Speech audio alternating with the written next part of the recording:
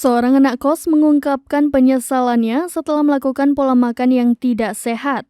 Selama ini, ia sering makan makanan pedas secara berlebihan. Ia juga jarang meminum air putih dan sering meminum air dingin.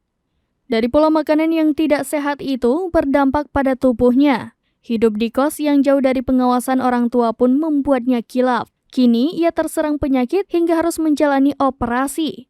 Kisah ini dibagikan oleh seorang wanita dalam akun TikTok miliknya @uli_lin7 hingga viral di media sosial. Ia yang merupakan seorang mahasiswi yang ngekos di Jogja itu lalai memperhatikan pola makannya. Dalam curhatannya, ia mengatakan setiap harinya makanan yang ia santap itu tidak pernah lepas dari makanan cepat saji atau junk food.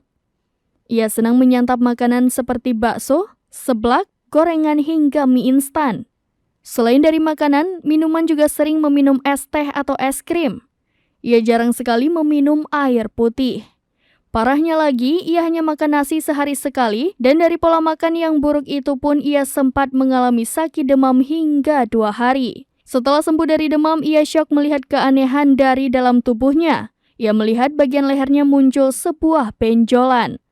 Dokter mengatakan benjolan di lehernya adalah pembengkakan kelenjar getah bening. Hasil diagnosa dokter spesialis benjolan di lehernya adalah tumor.